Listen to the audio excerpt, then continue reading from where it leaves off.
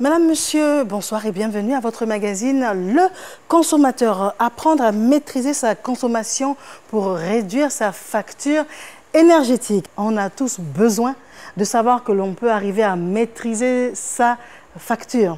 Le Consommateur, c'est cette émission qui s'adresse à vous, madame. Cette émission qui s'adresse à vous, monsieur. Je suis une consommatrice. Vous êtes des consommateurs. Nos experts sur le plateau sont des consommateurs. Et cette émission nous concerne. On a tous le même réflexe. Dès que la facture arrive, palpitation assurée. Première étape. Deuxième étape, on regarde en bas à droite, le montant. C'est rare qu'on dise, ouf, c'est pas cher. On se dit à 90%, mais pourquoi? Qu'est-ce que j'ai consommé comme ça ce mois-ci? Mais pourquoi? Mais ils exagèrent. Entre nous, c'est comme ça que l'on réagit. Alors figurez-vous que monsieur et madame Tola, donc la famille Tola, a une réaction voisine également. On se retrouve juste après.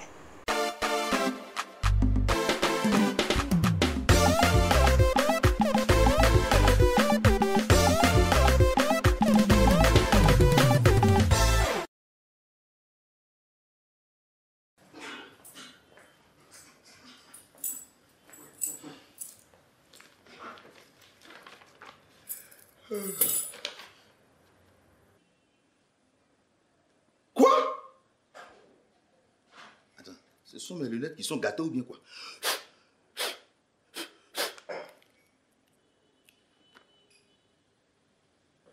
Ah, je suis mort. Je suis mort. Mais...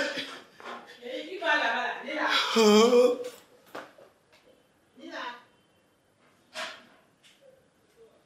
Nina. Ton frère. Hein? Tola. Tola. Tola. On sait pour voisin, Zine. Voisine. On sait. Papa. Mais maman, qu'est-ce qui arrive à papa? Quand il y a un cadavre dans la maison, on ne parle pas beaucoup. On va de l'eau, on va le réveiller. Bon, comment il va voir? Voilà, c'est qui là? La facture d'électricité a encore frappé. Aïe, papa. Papa. Tola, calme-toi, tu me vois? Tu me vois? Je reviens de l'enfer. Papa, c'était un cauchemar. C'est sûrement ça la raison. C'est ça là. Cette fois-ci, je ne me laisserai pas faire. En tout cas, Non. Parce que là, ils vont me sentir. Ah oui. Ils vont me sentir. Oui. Courant. À nous deux. Courant. À nous deux. Courant. À nous deux. Papa. Courant. À nous deux. Papa. On t'attend pour partir. Tu fais quoi? Il y a quoi? La solution n'est pas d'aller faire un sitting devant le bureau de la compagnie d'électricité. Changeons nos habitudes de consommation, c'est nettement mieux. Hein. Écoutez, mademoiselle connaît tout. L'heure n'est pas à tes longs discours. Franchement. Nous, on est là pour aller dire notre 4 vérités à l'ennemi. C'est ça. Celui ou celle qui n'est donc pas avec nous... C'est que la personne est du côté de l'ennemi. Voilà. On ne peut pas t'accoucher et puis toi, tu vas être avec l'ennemi. Tu es avec nous. On y va. Courant. À nous deux. Courant. À nous deux. Courant. À nous deux. Courant. À nous deux. Courant. À nous deux. Courant. À nous deux. À nous deux. À nous deux. À nous deux. À nous deux. Courant. À nous deux. Courant. À nous deux. Courant. À nous deux. Courant. À nous deux. Courant. À nous deux. On est sortis dans la rue. Hein? Je suis fatigué. Hein? Moi-même, mes chaussures là me chauffent depuis. Ah, ça te chauffe et puis depuis là, tu dis rien. Papa, je t'avais dit, aujourd'hui, il y a des voies plus appropriées pour revendiquer, au lieu de se jeter dans la rue comme ça. Et avec tous les problèmes que ça apporte. Et quelles sont ces voix-là? Attends, tu crois que tu es devenue blanche quoi? Celle-là même. Hein? Le gouvernement a mis en place des structures publiques pour protéger les consommateurs. Au niveau de l'électricité, nous devons nous adresser à l'ANARI, c'est-à-dire l'Agence nationale de régulation du secteur de l'énergie, pour toutes nos préoccupations concernant l'énergie. Et tenez-vous, le recours à l'ANARI est gratuit et peut se faire à titre individuel ou avec l'assistance d'une association de défense des droits des consommateurs. Papa, afin des marches et puis sit-in là, c'est soyez. Moi je pense que c'est Anari là qui est mieux à l'heure là. Moi je pense aussi. Hein. On fait comment? On s'en va à la maison. On va faire à nous deux là encore ou bien? Non, à la maison, allons. Nous recevons sur le plateau Madame Kwadjo Aya Bertine, sous-directrice en charge des consommateurs à l'ANARE Côte d'Ivoire. Madame, bonsoir. Bonsoir Mariam. Monsieur Serge Koulibaly, bonsoir. Bonsoir Mariam. Vous êtes directeur de Estelle. Tout à fait. Alors, quels sont vos domaines de compétences? Nous sommes actifs dans deux domaines, les télécommunications, mais également les énergies, où nous sommes très actifs dans le domaine du solaire et nous offrons du conseil en matière d'efficacité énergétique, c'est-à-dire d'économie d'énergie. Merci à vous, Monsieur Koulibaly. Miss Madi est également là. Miss Madi, bonsoir. Bonsoir Mariam. Je suis entourée d'appareils électriques que vous reconnaissez forcément, vous devez en avoir chez vous. Tout à l'heure, je vous parlerai de quelques habitudes à avoir pour mieux gérer votre consommation énergétique. Très bien, à tout à l'heure. Alors, maîtriser sa consommation pour réduire sa facture, c'est notre objectif. Vous l'avez compris, nous l'avons caricaturé donc en humour et nous avons à présent un élément de reportage à votre attention. La vue des factures d'électricité suscite la grogne chez certains des consommateurs. Ils ont le sentiment que les factures ne sont jamais conformes à leur consommation. Il est donc important que les consommateurs apprennent à lire et comprendre comment est calculé le montant des factures d'électricité.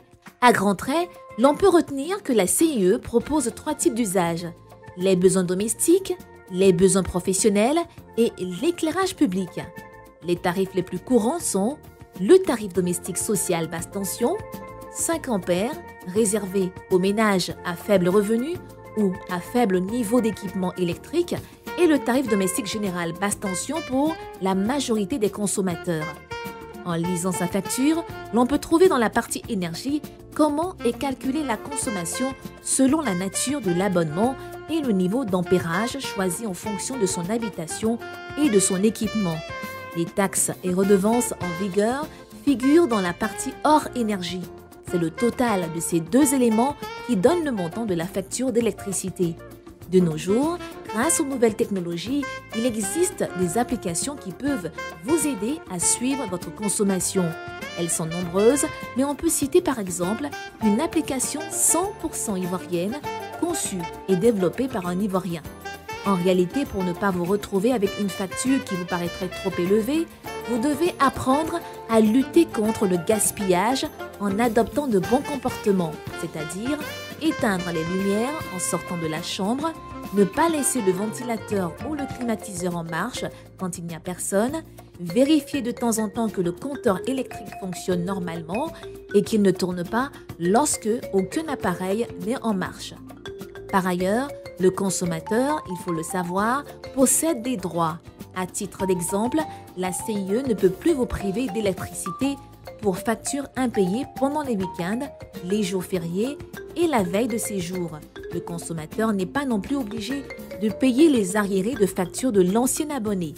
La CIE doit également vous dédommager des préjudices subis par vos appareils si le sinistre trouve son origine sur le réseau électrique et n'est pas le fait de vos propres installations électriques intérieures.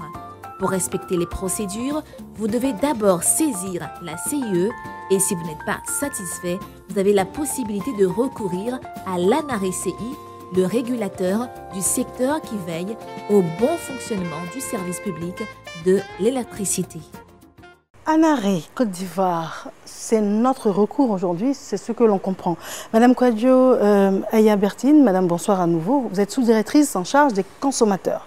Alors ça veut dire que vous voyez de nombreuses familles venir vers vous solliciter aide et assistance? Oui, effectivement, l'ANARE, l'Autorité nationale de régulation du secteur de l'électricité, a ouvert depuis l'année 2003 un concept qu'on appelle les PACEL. Les PACEL, ce sont les points d'accueil des consommateurs d'électricité. Vous en avez un à Abidjan, au plateau, à notre siège, à l'immeuble EECI, et un second qu'on a ouvert en 2015 à Yamoussoukro. Donc, dans ces PACEL, le consommateur a le droit d'y venir parce que c'est d'abord sa maison. Donc, nous recevons les usagers physiquement, mais aussi téléphoniquement et via les réseaux sociaux. Monsieur Serge Koulibaly, alors vous allez nous aider à comprendre ou des astuces pour maîtriser notre consommation, mais d'un point de vue pratique avec des appareils. Tout à fait. Il y a quelque chose d'essentiel. On a tendance à regarder le coût d'achat par rapport à ce que l'on dépense au moment où on effectue cet achat. Mais il faut aussi regarder le coût complet de l'équipement, c'est-à-dire aussi la facture énergétique qu'il va nous générer. Donc il vaut mieux investir dans des équipements faiblement énergivores par rapport à d'autres qui le sont davantage. D'accord. Pour l'heure, notre premier intervenant, nous l'écoutons avec beaucoup d'attention. Quand on reçoit les factures d'électricité, on a toujours l'impression que les relevés ne correspondent pas à la consommation réelle. Comment la consommation d'électricité est-elle calculée? C'est une impression générale, hein, on va dire. Mariam, ça ne devrait pas être une impression parce que le consommateur a son compteur chez lui à la maison ou à la boutique. Tout à l'heure, notre consommateur il était dans une boutique ou dans son atelier de couture. Donc, ce que nous pouvons conseiller aux consommateurs, c'est d'avoir un cahier. Et chaque mois, à la même période, je donne un exemple, peut-être chaque 25 mois, ou chaque 30 du mois, ou chaque 27 du mois, quelqu'un de la maison passe au compteur pour écrire dans ce cahier-là l'index qui figure sur le compteur d'électricité. Cela va permettre, parce que le consommateur demandait, il dit on ne sait pas comment cela est calculé. Cela est calculé à travers des chiffres qui s'incrémentent dans notre compteur, sur notre compteur, à la maison, à la boutique. Donc, il faut prendre l'habitude de relever ces index. Et ce sont à partir de ces index-là que le consommateur lui-même peut calculer sa facture avant qu'elle n'arrive chez lui à la maison. C'est relativement complexe, d'abord pour comprendre, pour décrypter, avant de faire des calculs. Oui, ce que le consommateur doit savoir, c'est que c'est lui qui fait son histoire avec les équipements qu'il a chez lui à la maison ou dans sa boutique ou au bureau. Donc, l'énergie qu'il va appeler en mettant ses appareils en marche, c'est ce que le compteur va mesurer et enregistrer. Et naturellement, les chiffres vont s'afficher sur mon compteur. Mais en tout état de cause, la famille Tola l'a dit, si je ne suis pas satisfait, l'État de Côte d'Ivoire, et depuis 2014, avec le Code de l'électricité, les députés ont renforcé les pouvoirs du régulateur. Aujourd'hui, nous sommes devenus une autorité administrative indépendante pleine. Ça veut dire que nous sommes devenus une quasi-juridiction. Nous tranchons des litiges, mais nous continuons la médiation que nous faisons gratuitement pour les usagers. Donc, si le client n'est pas satisfait par la réponse de la compagnie ivoirienne de l'électricité, il peut directement s'adresser au régulateur et c'est gratuit. Ce que je voulais simplement rajouter, c'est que, effectivement, en tant qu'abonné de quelques services que ce soit, on n'est jamais content de payer. Donc, effectivement, on a toujours l'impression que c'est cher. Mais de façon objective, le prix du kilowattheure a augmenté depuis un certain temps et il est possible qu'il subisse d'autres variations. Donc, il est important que nous, en tant qu'acteurs aussi, en tant que consommateurs, nous adoptions les bonnes attitudes qui vont nous amener à générer ces économies-là parce que, effectivement, influer sur le prix du kilowattheure, c'est quelque chose qui, j'allais dire, nous est extérieur et qui est plus difficile à maîtriser pour nous. Très bien. Notre intervenant suivant. Nous voulons réduire le coût de nos factures, mais nous ne savons pas quels sont les appareils qui consomment réellement plus d'électricité. Alors, quels sont les appareils qui consomment le plus ? Au niveau de nos équipements, on peut hiérarchiser les consommations, effectivement. La climatisation est un gros poste de consommation, puisque de notre expérience, elle représente à peu près entre 45 et 60% de la facture d'électricité. Donc c'est un point sur lequel il faut faire un effort également. Donc ne pas régler ces températures trop basses, parce que sinon le climatiseur, on va dire, travaille tout le temps. Et donc, on a une surconsommation d'énergie. Également, arrêter la climatisation lorsqu'on sort d'une pièce.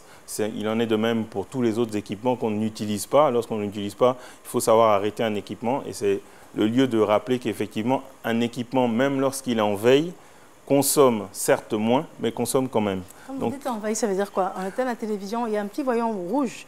On a éteint la télévision. Avec la télécommande de loin. Avec la télécommande de loin, c'est ce statut-là qu'on appelle la veille et qui pour autant consomme tout de même de l'énergie. Donc, notamment lorsqu'on sait qu'on va passer la nuit, ça vaut vraiment la peine de se lever et d'arrêter l'équipement sur son interrupteur ou bien sur l'interrupteur de la multiprise pour être sûr, premièrement, qu'on ne consomme pas lorsque l'équipement est à l'arrêt Et deuxièmement, qu'on ne prend pas le risque de le faire abîmer, par exemple, par une surtension ou un défaut au cours d'un orage, par exemple. Moi, j'aimerais bien mettre l'accent sur le choix de l'ampérage. Quand je vais à la compagnie d'électricité pour faire mon abonnement, il faut que je dise clairement à l'agent d'accueil qui va me faire signer mon contrat d'abonnement les équipements que j'ai ou que j'espère acquérir, pour utiliser votre expression, pour me mettre à l'aise. Ce sont ces équipements-là qui vont permettre à l'agent de la compagnie de me conseiller la bonne puissance souscrite. Malheureusement, le consommateur que je suis, en général, quand nous partons, nous nous disons, je vais pour prendre un 5 ampères. Le 5 ampères, c'est le tarif social. Quand on nous demande à l'accueil, est-ce que vous pouvez nous dire qu'est-ce que vous avez comme équipement pour qu'on puisse vous conseiller? Non, non, non, madame, moi, je suis venue vous prendre 5 ampères. Donc, on me donne effectivement le 5 ampères. Sachant pertinemment que ce 5 ampères-là, le disjoncteur ne va pas supporter mes équipements. Mais même si cela le supporte, l'énergie que je vais appeler va faire que je vais dépasser la tranche qui est subventionnée, qui est de 80 kWh. Donc, à partir du moment où je passe à 81 kWh, le tarif, il est doublé. À la première tranche, je paye à environ 30 francs, mais à la seconde tranche, je paye plus de 62 francs le kilowattheure. Donc, le tarif social, quand on a des équipements importants, ce n'est vraiment pas le bon choix. Il faut passer à un tarif général. Le tarif général, contrairement au tarif social, c'est un tarif qui est dégressif. Ça veut dire quoi? Ça veut dire que quand je dépasse mon seuil et que je passe à la tranche 2, le tarif diminue d'au moins 20 francs ou 25 francs selon le choix de l'ampérage.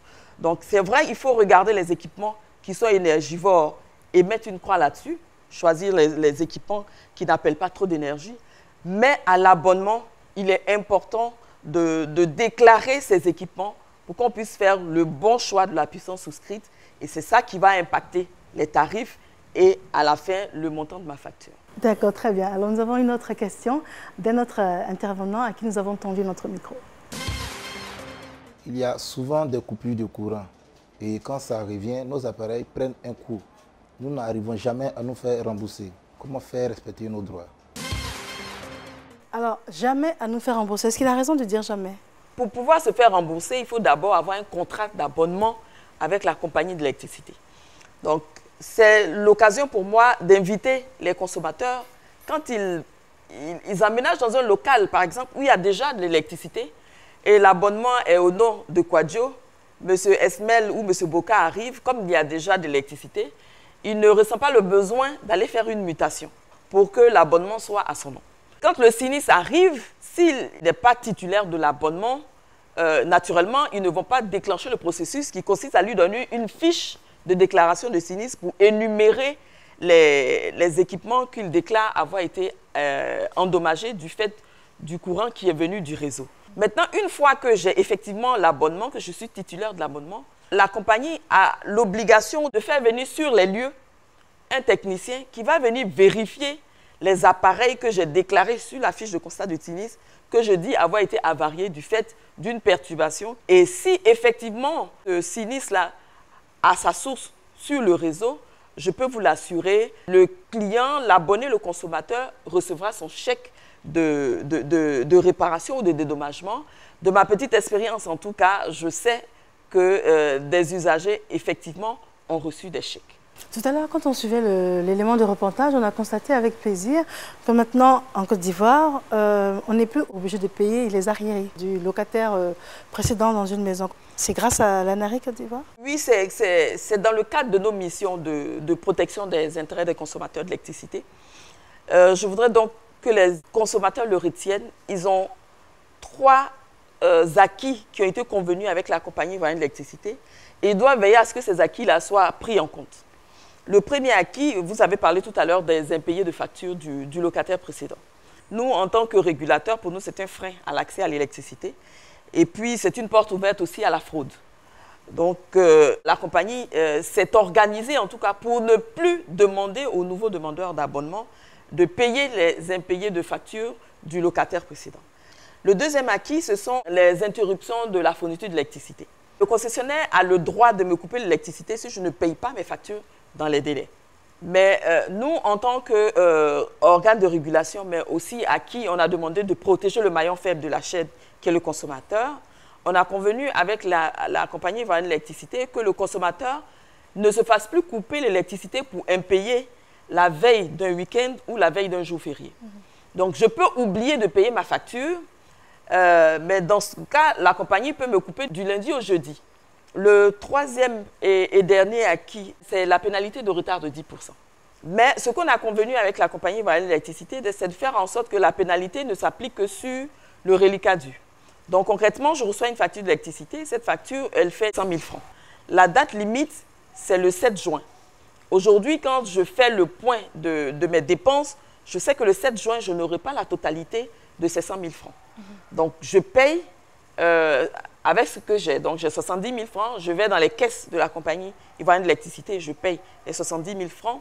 Ou alors, je paye via mon téléphone portable, parce que cette option-là aussi est sur le téléphone portable, paiement partiel.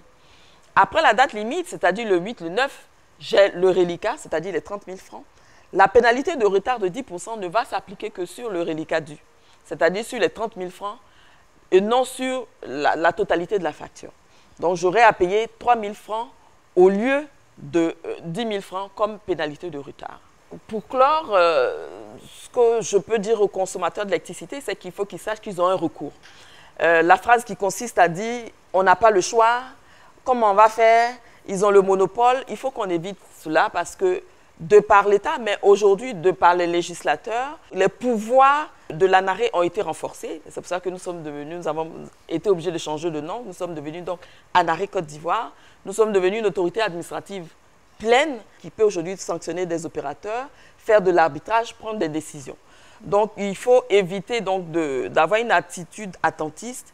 Il faut se tourner vers le régulateur, surtout que nos prestations sont gratuites. Monsieur Koulibaly, quels sont vos derniers propos? Ce que je voudrais dire aux consommateurs, nous ne sommes pas simplement victimes de notre facture, nous sommes des acteurs de notre facture énergétique. Donc, pour cela, il faut que nous ayons un comportement énergétique, je dirais, parcimonieux, que nous soyons vraiment économes dans notre manière de consommer, que nous soyons éclairés dans notre manière de choisir nos équipements. Et avec cela, nous arriverons à mieux maîtriser notre facture énergétique. C'est important pour nous, pour nos finances personnelles. C'est important également c'est une action citoyenne, c'est une action écologique, parce que c'est aussi important pour notre planète que nous ne gaspillons pas l'énergie qui est mise à notre disposition. Madame, monsieur, je vous remercie d'être venu sur notre plateau. Je le rappelle, monsieur Serge Koulibaly, donc directeur de Estelle, et madame Kouadio Ayabertine, sous-directrice en charge des consommateurs à l'ANARE Côte d'Ivoire. Merci mille fois. Miss Madi, c'est à toi. Vous avez suivi notre émission, vous avez compris qu'il y a de bonnes habitudes à avoir au quotidien. Voici donc 3 astuces. Première astuce, si vous avez encore des ampoules de ce type, des ampoules incandescentes, je vous propose de les remplacer par des ampoules à basse consommation énergétique. Elles sont disponibles partout sur les marchés et non seulement elles consomment moins d'électricité, mais elles durent plus longtemps. Deuxième astuce, notre expert l'a dit tout à l'heure, les équipements énergétiques de nos jours sont livrés avec une étiquette énergie. Cette étiquette énergie vous permet de repérer le meilleur appareil en fonction de l'utilisation que vous allez en faire et part de la classe A, donc la classe la plus optimale, à la classe G, qui est la classe la plus coûteuse, en énergie bien sûr. Troisième astuce, il faut savoir entretenir vos appareils. Est-ce que vous saviez que vous pouvez réduire jusqu'à 30% la consommation d'énergie de votre réfrigérateur? Il vous suffit simplement de le dégivrer régulièrement avant que la couche de givre n'atteigne 3 mm. Évitez également d'ouvrir et de refermer plusieurs fois le réfrigérateur quand vous faites la cuisine. Ouvrez-le une fois, sortez tous les ingrédients dont vous avez besoin et refermez-le. Ça vous évitera la déperdition de froid. Pensez également à éteindre complètement et à débrancher vos appareils. Non seulement vous réduisez la consommation, mais en plus vous augmentez la durée de vie. C'est le cas pour les ordinateurs et pour les téléphones portables. Voilà, toutes ces astuces aujourd'hui vont vous permettre de mieux consommer et de réduire votre facture. Vous pourrez les retrouver sur le site internet du ministère du Commerce, de l'Artisanat et de la Promotion des PME. N'oubliez pas que vous pouvez également interagir avec nous sur la page Facebook du Conseil national de lutte contre la vie chère. Merci, Miss Madi. Alors, beaucoup de choses ont été dites sur ce plateau. Nous espérons que vous avez pris plaisir à suivre cette émission. Mille merci d'avoir été là, madame, monsieur. Bonsoir.